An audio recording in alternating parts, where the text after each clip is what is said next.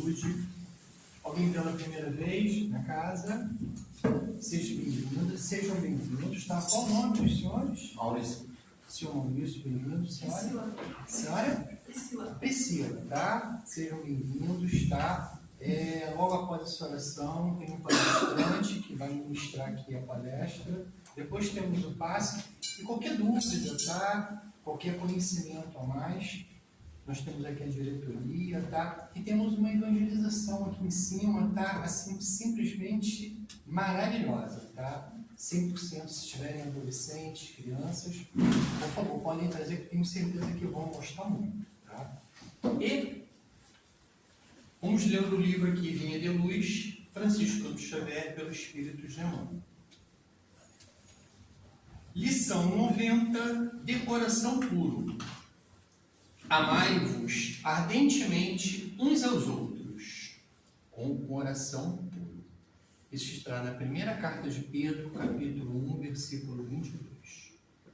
Espíritos levianos, em todas as ocasiões, deram preferência às interpretações maliciosas dos textos sagrados. O amai-vos uns aos outros não escapou ao sistema depreciativo.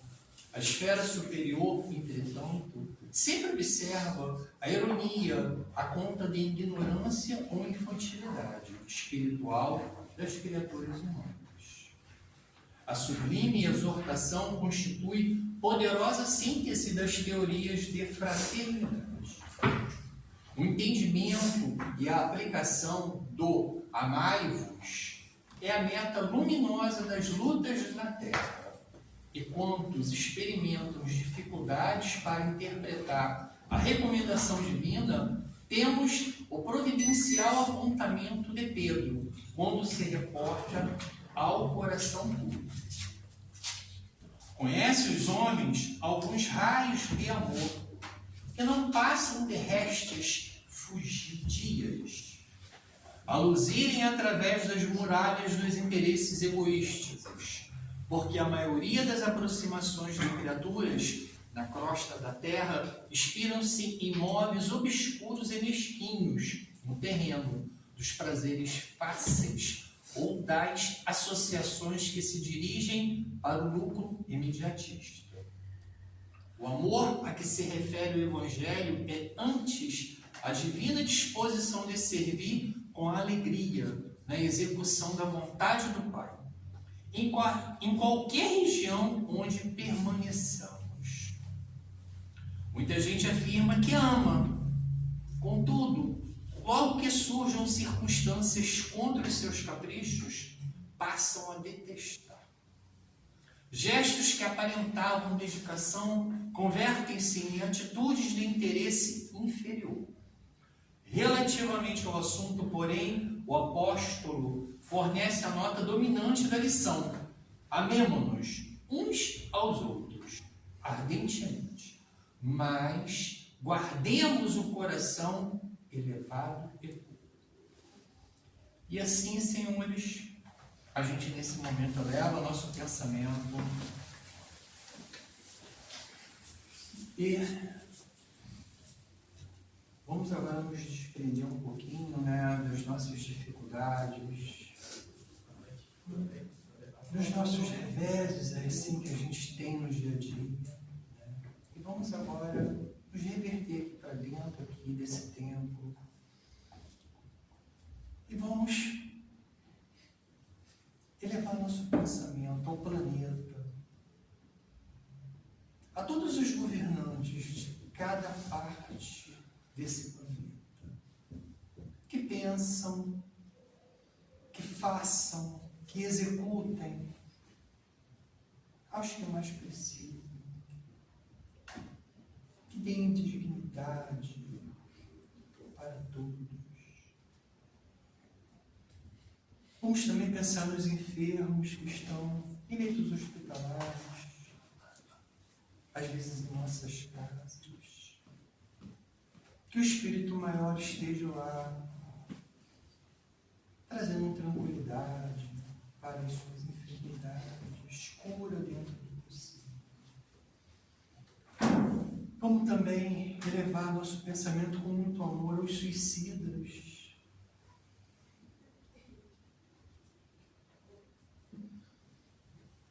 Esses que muitas das vezes não suportam as dificuldades da vida. Mas enfim, vamos orar por eles.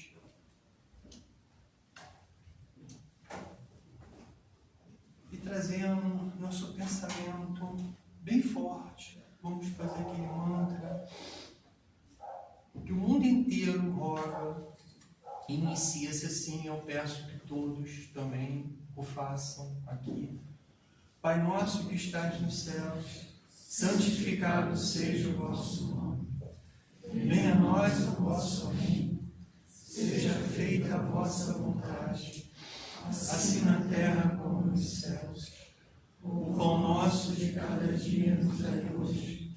Perdoai as nossas ofensas, assim como nós perdoamos a quem nos tem ofendido.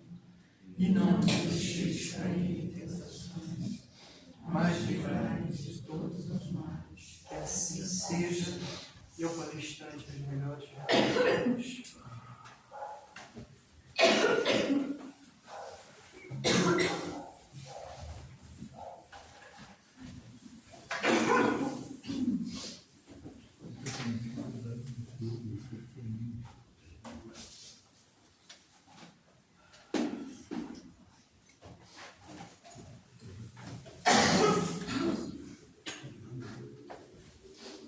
Minhas irmãs e meus irmãos, uma boa noite.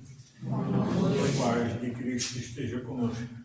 Já começamos, assim, eu não sei se a edição do meu evangelho, que é muito antigo, estava escrito mansos, ou eu que estava com essa palavra na cabeça, eu botei mansos e pacíficos. Mas é brandos, bem-aventurados e brandos e pacíficos. Capítulo 9 do Evangelho segundo o Espiritismo, e é um item também dentro de todo o Evangelho, mas é um item muito gratificante, muito enobrecedor para nós, que é a resignação, a obediência e a resignação. Algo assim que está no dia a dia, né? Mas nós vamos começar dizendo que é muito bom voltarmos aqui. Tivemos a última vez na terça-feira, esperamos voltar mais algumas terças, porque revi pessoas que pensei que não ia ver mais nessa encarnação, porque nunca mais tinha visto. Mas não estou agorando que eles vão vir mas é só porque eu não sabia que eles ainda continuavam na casa. Quem trouxe essa mensagem foi Lázaro, que editou Allan Kardec em Paris, 1863. E ele começa nesses termos. A doutrina de Jesus ensina em todos os seus pontos a obediência e a resignação. Duas virtudes companheiras da doçura e muito ativas. Se bem os homens erradamente as confundem com a negação do sentimento e da vontade. Começo. Repitamos as primeiras palavras. A doutrina de Jesus. Jesus não trouxe nenhuma religião para nós. Ele trouxe uma doutrina. Jesus, para quem... tem muitas pessoas que contestam a reencarnação porque não está na Bíblia. Mas Jesus não veio pregar a reencarnação. Porque a reencarnação existe desde que o mundo começou a ser elaborado. A reencarnação não foi Jesus que implantou, ela já vem. Tanto é que vários vultos antes de Jesus, preparados por Jesus, vieram. As pessoas dizem assim, a doutrina espírita não é religião. E uma vez nos falaram isso, me jogaram em rosto. A doutrina espírita não é religião. Digo, olha, se ela não é uma religião, você está equivocado, porque você pensa que nós somos espíritos puros, nós espíritas. Por quê? Porque a religião, a palavra é uma palavra latina. Religião significa religar. Se nós não precisamos de religar a Deus, é porque nós estamos religados. Então nós somos espíritos puros, o que não é verdade. Nós somos espíritas porque somos mais compromissados e mais comprometidos com a vida. A responsabilidade é muito maior, porque antes de nós reencarnarmos, muitos de nós, não todos, mas a maioria, pediu para os mentores: eu quero reencarnar cego, surdo, aleijado, com várias deformidades para conseguir me vencer. E os mentores disseram assim para nós: olha, desse jeito irias dar mais trabalho para a tua família. Mas assim, tu vai reencarnar com a responsabilidade, tu vai ser médium espírita. E responsabilidade. Então nós não somos espíritos avançados, nós somos muito endividados. E por isso hoje nós estamos aqui nesses bancos, ou aqui numa tribuna, que não há diferença de quem está aqui para quem está aí, ou vice-versa, porque a dívida é enorme, portanto nós temos que fazer alguma coisinha para melhorarmos. Então, assim, e às vezes, como diz aqui, Lázaro falou, que eu não sei se é o Lázaro da época de Jesus, tem tudo para ser Lázaro, amigo de Jesus, mas, não sei, ele disse que muitas pessoas confundem a obediência e a resignação com acovardamento, porque, assim, a obediência, ele vai falar mais à frente, mas eu já vou antecipar um pouquinho, porque eu falo demais. E depois vocês vão ver que não é coisa minha, é o que está escrito aqui, não é o que tem essa inteligência. A obediência, ele fala aqui que é da razão. Nós temos que a obediência da razão. E a resignação é do coração. Então, assim, a gente obedece, como diz aquele ditado muito certo: obedece quem tem juízo e manda quem pode. Então a gente deve de usar esses dois termos para nós. O ano passado, não é autobiografia, mas o ano passado houve uma situação no centro da Palhoça comigo, com a pessoa que estava armada. Eu vi que a pessoa estava armada. Eu não me acovardei por causa que eu vi a arma dele, não. Mas porque eu estava sentado dentro do carro, essa pessoa me fez queria dinheiro e eu não tinha, e a pessoa, eu sentado, ela me deu um murro o ano passado. E aí passei a mão, não tinha sangue, não quebrei os óculos, e alguém que tinha, a pessoa que estava do lado do carro disse: vamos chamar a polícia. Eu digo: não chama a polícia. Se eu apanhei porque eu tinha, não merecia. Porque alguma coisa eu fiz para a gente não estar aqui pregando, deve perdoar os inimigos, deve ser resistente. O cara me deu um soco, eu falei o que? Volta, já estava numa desgraça total, porque para me dar um soco comigo sentado, ele vende de bengala, ele é um cara forte, sabendo que eu não tenho condição, corro 100 metros, já me canso. Por que ele vai dar um soco em mim e correr? É porque ele estava, a consciência dele pesou. Então ele me deu um soco, não me quebrou os óculos, não me fez sangue. Gostei, porque a primeira vez que eu vi um soco, eu tinha levado. E assim, eu me achei assim, vencendo a mim, porque eu não chamei a polícia, eu não fui atrás dele. E o mais importante é que à noite eu orei por ele, apesar de estar ardendo ainda, mas quando ardia eu pensava nele, eu orei por ele. E a situação maior ainda foi que no segundo dia, isso foi na pandemia, e ainda o pessoal usava máscara, mas muitas pessoas não usavam. E eu estava na frente de casa, e quando eu vi ele vindo a pé de máscara, liguei, e agora? Eu não vou correr para dentro, vou ficar aqui. Fiquei na frente de casa, ele passou, olhou para mim, me encarou para ver a minha reação. Bom dia! Buenos dias, ele já aqui mudou o sotaque, eu conheci. E ele nunca mais apareceu. Eu tenho pedido na minha orações para eu reencontrá-lo, para eu passar por ele, não para desafiá-lo, não para ver se eu vou ser forte de não encará-lo, mas assim, saber como é que ele está. Eu peço a Deus por ele que ele não tenha desencarnado naquela situação, que ele possa estar melhor, possa estar reencarnado. Infelizmente, eu sei que se ele estiver reencarnado ainda, vai estar em situações dificílimas. Mas é assim, a obediência, eu apanhei. Poxa, se eu apanhei, eu não fiz nada para apanhar. Eu apanhei na cara, eu merecia. Então, resignação, olhei por ele, com sentimentos, assim, compreendi a situação dele. Se eu estivesse no lugar dele, não sei se eu não faria o mesmo. Não me fez sangue, não me deu prejuízo. Obediência e resignação. A gente pode pensar, por que, meu Deus, acontece isso comigo? Só me acontece desgraça. Nós estamos fazendo por merecer. Deus, na sua bondade inesgotável, sabe que nós somos pessoas, crianças espirituais com muitas dívidas. Não dívida financeira, mas dívida na consciência. Ele nos dá aos poucos. Vai pagando. De vez em quando a gente encontra uma pessoa que quase nos cospe no rosto. Mas é aquela pessoa ali que a gente tem que ter. Não vamos te falar nada, porque a gente não vai mudar. Se eu fosse atrás da pessoa lá e pegasse ele, Jesus não quer. Fala em Jesus para ele ia amanhã de novo. Então, assim, deixa ele ir, vamos fazer uma oração. Ele está mais necessitado do que nós. De vez em quando vem aquelas pessoas na porta de nossa casa. Meu Deus, como é que essa criatura vem na porta da minha casa me desaforar?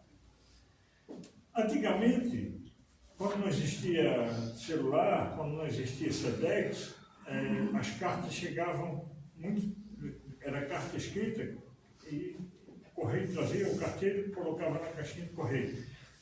A gente talvez não desse bola, não se importava, seria igual o telefone fixo, quando a gente botava, quando tocava, era cheio de mão para atender. Depois de 1 mês, 2 meses, ninguém mais queria atender. E hoje não existe mais. Então, as caixas de correio, às vezes, ficavam estupefadas de carne, de várias coisas. A gente não ia ali, abrir a caixinha. De repente, a gente ia abrir a caixa e estava lá, Edivan, estou te convidando para vir ao meu aniversário, porque eu vou mandar um carrinho de pegar e tudo de graça. Puxa, perdeu a festa. Né? E assim, aquela pessoa que vem até nós, vem trazer para nós, não um convite, mas vem trazer uma equação para nós, dizendo assim, a mandar te entregar. Palavra difícil essa. Entregar. Quanto é que é? 1 mais 1. E a gente pega 1 mais 1, não sei. É a mesma coisa, aquela pessoa que vem nos desafiar, o nosso mentor diz assim, vai lá na casa do Edivan e destrata ele. Está me entregando aquilo ali. Eu posso dizer, não, 1 mais 1 é 2. Eu posso dizer para ele que Deus te abençoe. Porque já aconteceu. Garanto que a maioria aqui acontece. Poxa, por que essa pessoa vem pegar no meu pé? Por quê? Eu estava dentro de casa e veio alguém na frente de casa, certa manhã, já narrei essa história aqui, uma jovem, uma moça, eu sabia que ela estava passando por situação difícil. Quando eu falo situação difícil, sempre no vício, porque eu também já fui viciado. Dona Maria, aí eu cheguei 7 da manhã no sábado, fala, dá uma moedinha para eu tomar um café. Eu digo, ela não quer café. Eu digo, não tem. Aí ela levanta a mão, vá para o inferno, miserável. Eu pensei que ela ia se cumprimentar, ela disse, vá para o inferno, miserável. Meu Deus, 7 da manhã, eu digo, eu te dou um café. Ela parou, eu digo, e agora? Eu aceito, ela disse. Como que eu vou chegar e encarar essa mulher essa hora? E eu fui no terreiro e eu pedi para o meu mentor, não me dê força, me dê paciência. E fui, aí entreguei o café para ela, você quer um pão? Não, um pão não quero, tá bom assim. Aí eu olhei para você agradecendo, estava um sábado lindo de sol, ela assim, dia bonito, ela disse, graças a Deus, está lindo, e ela saiu. Depois eu fiquei pensando, se eu digo para ela, vá para o inferno tu, miserável, então eu estaria dando resultado. Eu sei que o inferno não existe, o inferno de consciência. Miserável, eu às vezes até não sou.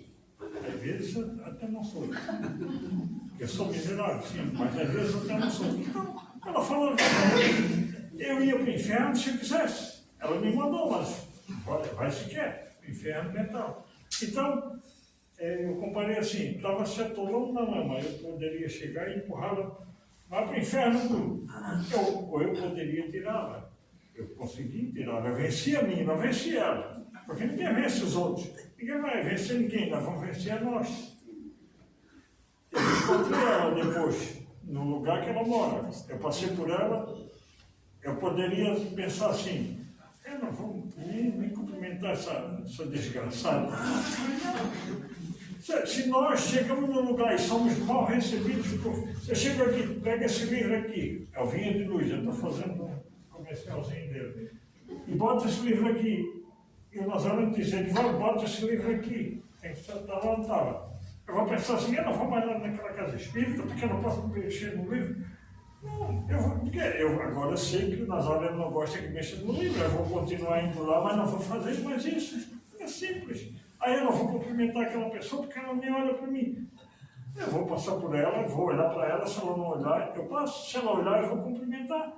Por que nós vamos correr? Se nós formos deixar de ir em algum lugar porque somos mal recebidos, é uma loucura nossa pensar nisso.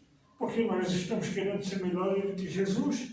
Quantos lugares Jesus não era recebido? O que ele ganhou? Uma cruz. Mas o que ele deixou para nós? Um legado que vai perdurar pela eternidade afora. E nós vamos querer ser melhores do que Jesus, vamos querer ser bem recebidos em alguns lugares. As pessoas até riem para nós em estabelecimentos comerciais, porque elas estão ganhando para estarem ali e precisam mostrar o dente para nós. Mas às vezes elas olham assim, puxa, lá vem aquele chato, aquele mal, aquele de bengala de novo, aquele orelha rachada, fala aí. Mas elas não podem falar isso. Então a gente diz, poxa, a pessoa gostou de mim. Às vezes ela está fazendo o possível para não nos destratar. E nós achamos que todo mundo tem que sorrir para nós, tem que nos aceitar o que nós falamos. Por quê? Temos que usar a razão, a consciência, a razão e o coração, a resignação para tudo. A pessoa não vai estar, eu quero sair na rua, eu quero que todas as pessoas olhem para mim e me cumprimentem. Se eu gostar que alguém me cumprimente, eu faço assim, eu cumprimento a pessoa. Por que eu vou esperar ela falar comigo se eu que gosto de falar? Então, eu cumprimento primeiro. É simples. Se eu não gosto de alguma coisa, eu não vou fazer para os outros. É simples, é usar o coração. Às vezes a gente passa em lugares, poxa, a pessoa parou um carro aqui, não vê que está parado em cima da calçada, mas às vezes, como eu sou magrinho, dá a calçada de lado assim, mas eu posso dar a volta por lá.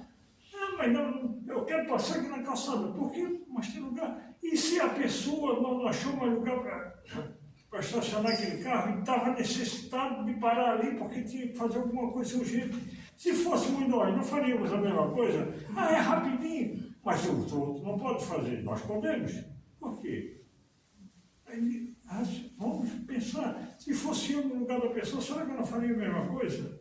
Poxa, quantas vezes eu desligava a moto, quando eu andava de moto, no acidente, desligava ela e entrava na rua com outra mão empurrando ela. Às vezes ligada, o farol desligado para a polícia não ver que ela estava ligada e empurrando. Se eles perguntavam alguma coisa, não quebrou, enguiçou, ligava. Mas o que tem? Não estava prejudicando ninguém, estava infringindo lei se eu tivesse com o motor ligado, andando contra a mão, sem capacete, mas não, estava empurrando ela, qualquer coisa largava ela, disfarçava. Nós temos o nosso jeitinho, mas é assim, vamos usar a razão e vamos usar a razão, nem tanto para um lado, nem tanto para o outro, senão a gente ainda fazendo tudo errado. Ou faz muita coisa para um só em detrimento de outros, ou faz pouca coisa para um querendo abraçar tudo. E quem abraça muitos, aperta pouco. A gente deve abraçar uma pessoa por vez. Vamos continuar. Agora vem o que eu falei, mas o que eu falei porque eu li, não foi da minha ideia de cabeça não.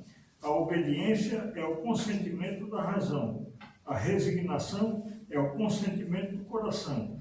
Forças ativas ambas, porquanto carregam o fardo das provações que a revolta insensata deixa cair. O pusilânime, o fraco, o covarde, não pode ser resignado do mesmo modo que o orgulhoso e o egoísta não podem ser obedientes. Porque assim, a pessoa é orgulhosa, é egoísta. Como é que ela vai ser uma pessoa obediente? Eu mando, eu quero ser obedecido. Eu sou orgulhoso, eu sou o cara. Quem falou? Nós dependemos uns dos outros.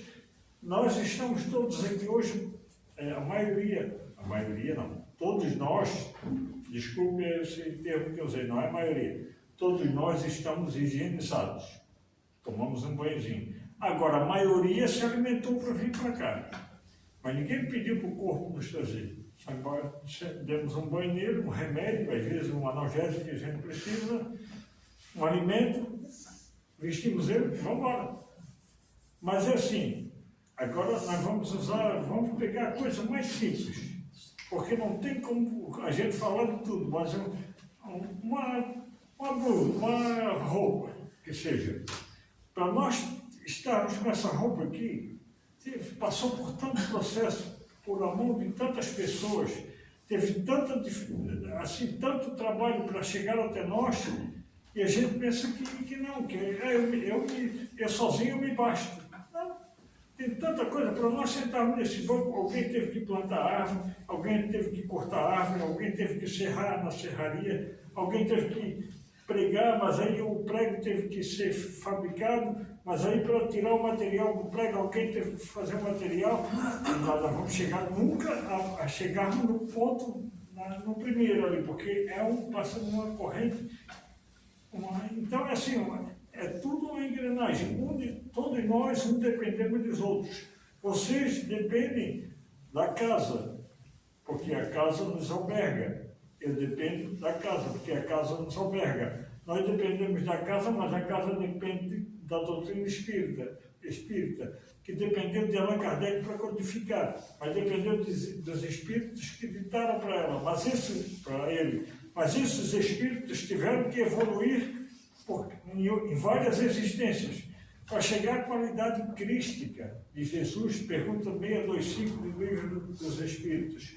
Qual o tipo mais perfeito que Deus enviou à Terra para servir de guia e modelo para a humanidade? A resposta é mais curta: Jesus.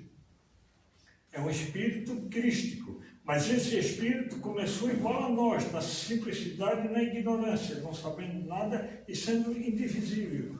Hoje é um espírito crístico, é o arquiteto, segundo Joana de Ângeles, mentora de Divaldo Franco, é o arquiteto do nosso sistema solar. Até então nós pensávamos que era do planeta, é do nosso sistema solar, que é o sistema ainda um dos menores da nossa galáxia, e a nossa galáxia tem um mentor para a galáxia, assim como nós temos, cada um de nós que estamos aqui, temos um anjo de guarda, um mentor, cada rua tem um mentor, cada casa tem um mentor, casa de moradia mesmo, enfim, a geografia, cada espaço da geografia do terreno aumentou.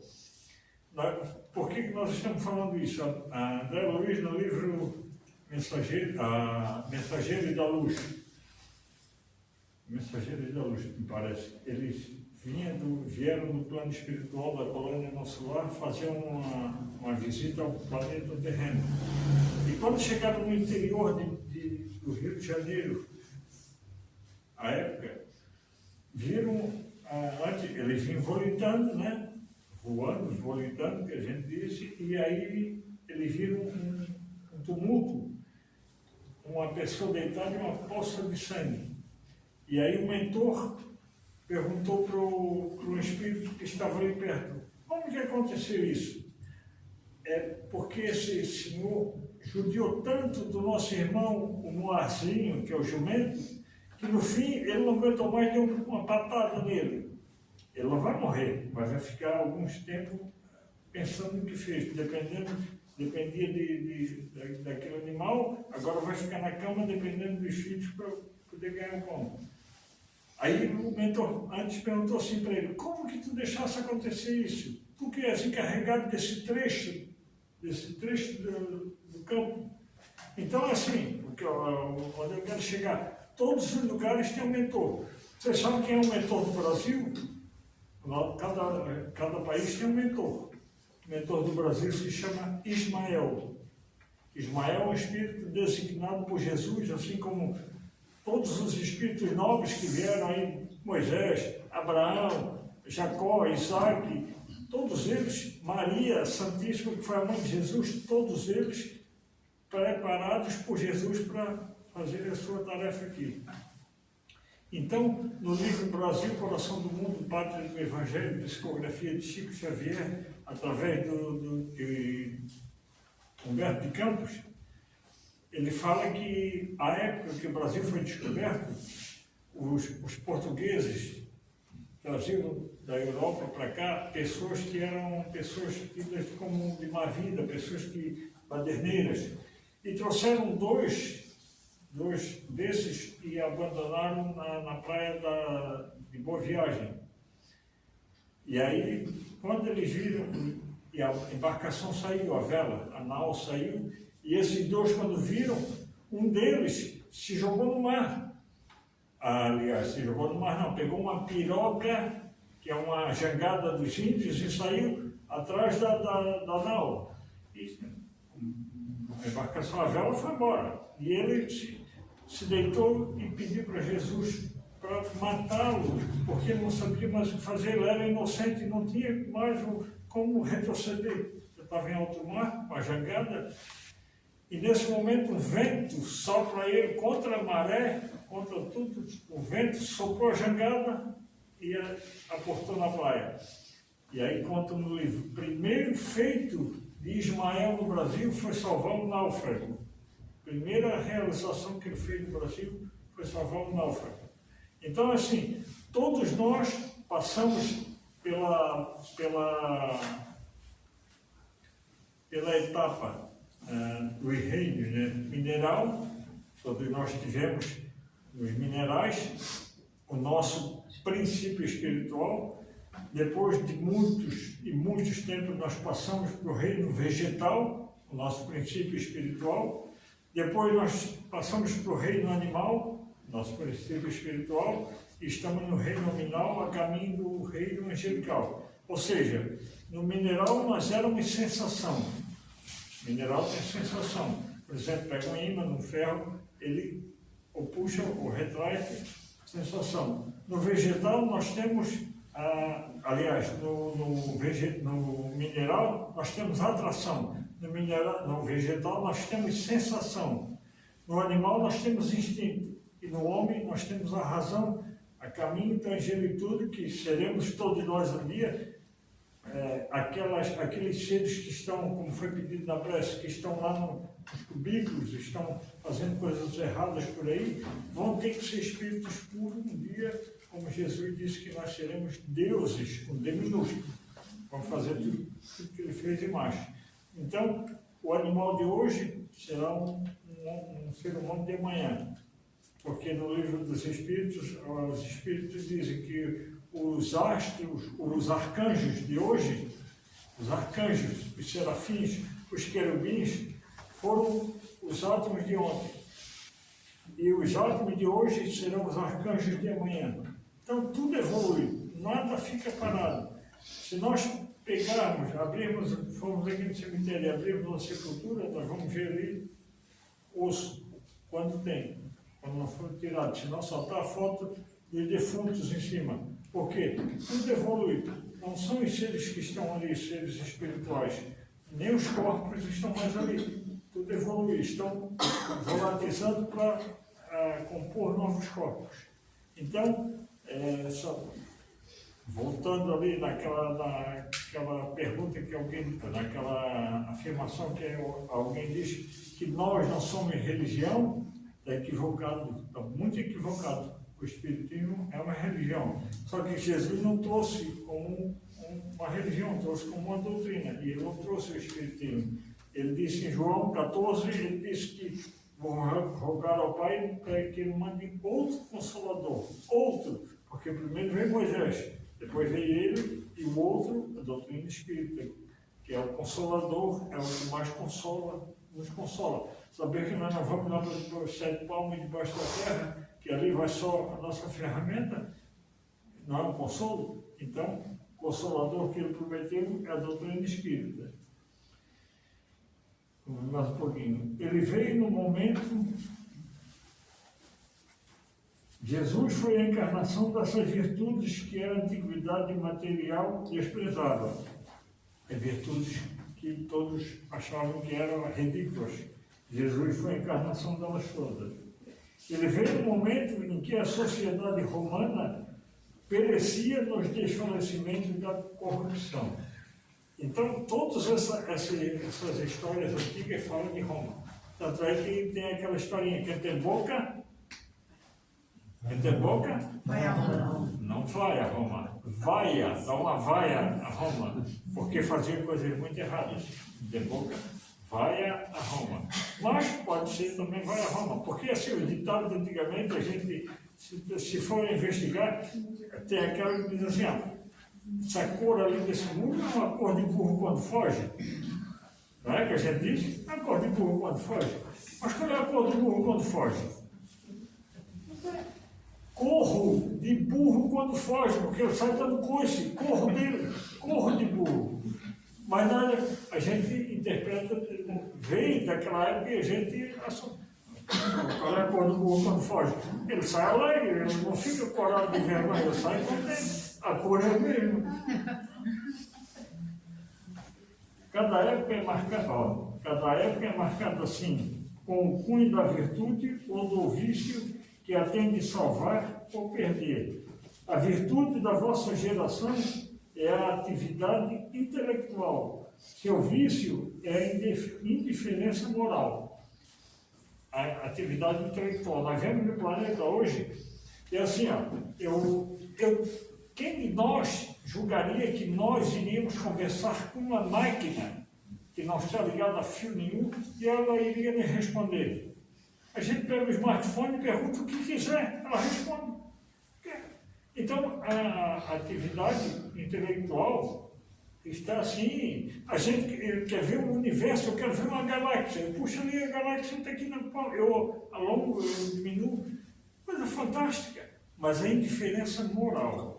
E nós vemos aí esses países bélicos, onde a guerra, que agora não é mais guerra por território, estão guerreando por fanatismo, por religião, porque um quer ser melhor do que o outro, é coisa deles, ninguém tem o direito de se envolver. Mas devemos de orar por eles, porque assim é muito triste isso. Então, é a indiferença moral. Há 166 anos, Kardec colocou no Evangelho, que a doutrina tem 166 anos, ele colocou essa mensagem. Mas hoje está atualíssimo. Na época de Jesus, apesar de não ter tecnologia nenhuma no planeta Terra, porque de onde ele veio era tecnologia de ponta, na Terra não tinha. Daquela época para cá, vocês sabem que Jesus, por que esse livro que nós citamos com o nome Brasil, Coração do Mundo, Pátria do Evangelho, sabe por que o Brasil tem essa conotação? Porque Jesus, depois da sua desencarnação, veio na Palestina, veio acompanhado de uma corte muito grande para ver como estava sendo trabalhada a sua doutrina. E ele ficou triste porque viu Guerra Santa, Inquisição, fogueira. Ele disse, meu Deus, não entenderam nada o que eu ensinei. Ele ficou triste. Mas um espírito disse, Senhor, nós sabemos de um lugar que é uma terra santa, que todos praticam a benevolência. E Jesus pergunta, mas qual lugar do planeta, da terra que meu pai criou que não é santa? Não, mas lá o povo indígena, o povo ainda está começando, o povo que não tem rancor, e eles vieram. E Jesus, quando chegou aqui, disse que essas paragens aqui, a luz era tanta dele e dos espíritos que o acompanhavam, que os pássaros assim ficaram gorjeando. Enfim, Jesus, quando viu os indígenas, porque nas tribos eram caciques, eram pajés, eram pessoas fazendo aqueles rituais, estavam iniciando-se, estavam no início.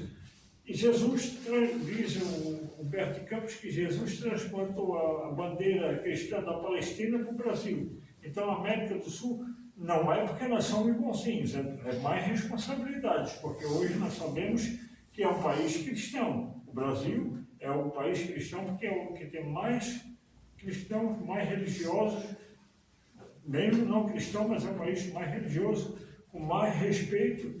É claro que toda a regra tem uma exceção, mas é assim, tem pessoas que estão fazendo coisas dificultosas, não respeitando outras religiões, mas não tem guerras assim como a gente vê generalizada. Então, nós somos considerados o coração do mundo, a pátria do Evangelho, porque temos essa responsabilidade.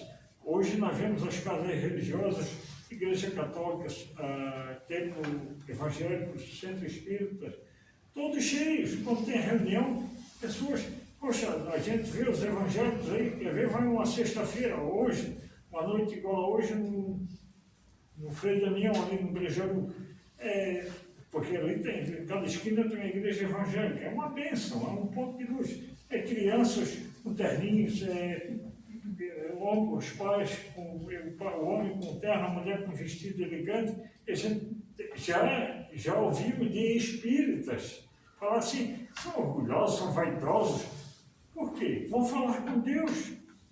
Vão falar com Deus, tem que ir bem aprumado. Chico Xavier andava sempre de terno. Por quê? Porque ele tinha a visão espiritual dele, ele via os espíritos de luz chegar até ele. Então ele se aprumava o melhor que podia. Nós aqui estamos sendo assim auxiliados, beneficiados por várias entidades que, se nós víssemos, nos envergonharíamos de tanta luz. Eles estão nos amparando. Nós achamos que não. Viemos aqui, assistimos palestra, fazendo uma palestra, vamos embora, pronto, cumpri a minha parte. Não, nós viemos aqui nos abastecer. Amanhã é sábado, depois vem domingo, mas daqui a pouco nós vamos junto com nossos familiares, para nós repartir com eles o que nós angariamos aqui. Porque aqui é fácil a gente teorizar a prática. Chamar todos de irmão, falar em perdão, mas lá fora nós vamos praticar a teoria. Aí é que está. E principalmente dentro do lar. Porque aqui a gente é doce, a gente abraça, a gente beija, a gente ri, olha nos olhos, chega em casa, a gente, pessoa familiar fala, a gente nem olha para os olhos. Não, tá bom, é assim. Poxa, é um contrassenso. Lá dentro é que precisamos, o nosso resgate está lá dentro. Mas eu não suporto, porque aquela pessoa não tem como ficar perto. Pessoas que falavam para mim, a minha mãe é uma desgraçada, a minha mãe quer, uma vez falou, a minha mãe quer comer o meu salário. E ele, aí de que tu? Ele já desencarnou, tomara que ele estivesse ouvindo. De que tu? E tu o que tu fazes com o teu salário? A tua mãe quer comer, quer usar a tua comida, e tu, ó. Então, se a gente, a familiar, poxa, eu não queria ter esse pai, eu não pedi para ter esse pai e essa mãe. Não pedimos, imploramos, porque é o nosso resgate. Ali é a pedra do sapato. Ele veio, estamos na mesma consequência. Porque Deus errou, me errou de casa. Quando a gente acreditava e chegou, a gente chegou e me jogou lá. Não, viemos no lugar certo, com as pessoas certas. Fizemos um preparo. Poxa, eu quero ir porque eu tenho que fazer o meu resgate. Porque assim, nós vamos ver que geralmente nossos avós, já passei do tempo, não vai dar mais tempo. Até vou tirar os óculos e fechar o Evangelho. Vou botar os outros óculos. Assim, nossos avós, principalmente, na época que era pescar, só viviam da pesca, da agricultura, da carpintaria, a maioria, quase a totalidade, criou nossos pais com respeito, com carinho, não deixando faltar o necessário, não deixaram dívida para os pais. E hoje, a gente está com essa tecnologia toda, pensa que não consegue passar. Aí a gente desencarna. Meu avô e minha avó, os meus particulares, eram espíritas. Aí eu vou até um pedaço, e quero encontrar minha avó. Mas se a gente pegar uma corda que consiga passar no escuro, mas a corda tem um nó aqui, quando chegar aqui ela não vai. A gente tem que tirar fora, tirar o nó, para ela passar toda como a gente quer. A gente vai até uma parte do caminho, chega lá, a consciência não deixa mais ir, eu devo para aquele meu vizinho que eu roubei a mulher dele, joguei a mulher dele no prostíbulo, depois de me aproveitar dela e ele se matou. Estou com essa mancha, não consigo subir mais. Volta, reencarna sendo o filho de Deus. Livro, O Mensageiro da Luz, para encerrar, o espírito chamado Segismundo, não é Sigismundo, Segismundo. Ele contraiu uma dívida no passado com a Raquel e Adelino. Ele roubou a mulher de Adelino, usou ela, abandonou ela ganhou no prostíbulo e Adelino se suicidou. Depois, ele vem no plano espiritual, depois da desencarnação deles, Adelino e Raquel reencarnados, ele terá que ser filho dele. E ele era um espírito que já tinha um departamento na colônia Nosso Lar. Ele montou um departamento. Mas ele tinha que resgatar, porque não evoluiria mais se não apagasse aquela mancha. Aí ele veio. O preparo dele, quando a Adeline se desdobrava do corpo, ela aparecia para fazer um planejamento com o futuro pai. A Adeline saía disparada. Estou vendo um monstro. Porque ele matou a Adeline. Não foi a Adeline que se suicidou. Estou vendo um monstro na minha frente. E os espíritos nobres conseguiram, depois de tempo, fazer essa aproximação. E a Adeline conseguiu se equilibrar perto dele. E a cena mais gratificante, mais enobrecedora que André Luiz viu, foi Raquel em espírito, o corpo dormindo, ela se desdobrou, depois da relação sexual, quando houve a fecundação do óvulo, o espermatozoide, que os espíritos, como o Segismundo não tinha condição, os espíritos magnetizaram o espermatozoide para fecundar aquele óvulo. É o que tinha carga genética para o Segismundo. Mas a cena mais linda que teve foi a Raquel de joelhos em espíritos, pedindo permissão para o mentor para receber nos braços, de joelho, recebeu o Segismundo e trouxe ele aqui, encaixou no ventre dela, aqui perispírito a perispírito. Ali houve a ligação. E Segismundo evoluiu, apagou sua mancha do passado, sendo filho daquele que ele suicidou e daquela que ele jogou na prostituição. As leis divinas são sábias, são fabulosas. Nós é que temos que repensar em tudo o que acontece no mundo. Me perdoem, esgotei, passei já bastante tempo, mas eu tinha que falar isso porque eu fui vacinado com agulha de vitrola. Jesus abençoe. Obrigado pela atenção.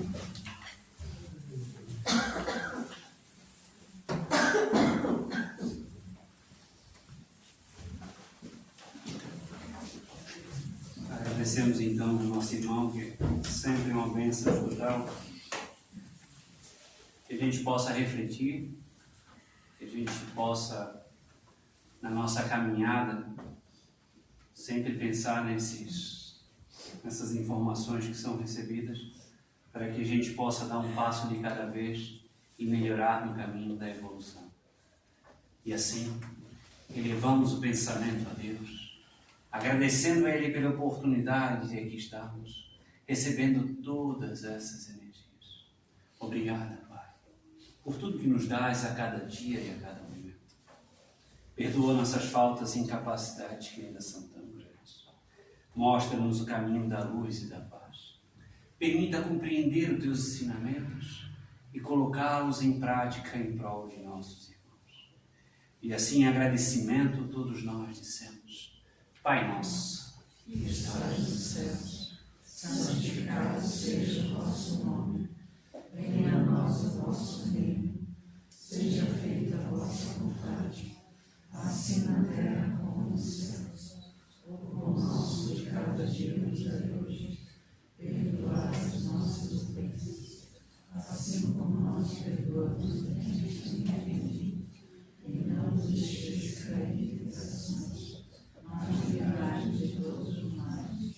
Que assim seja. Que Deus ilumine, ampare o coração de cada um de vós.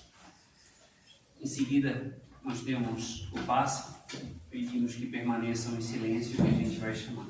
Obrigado.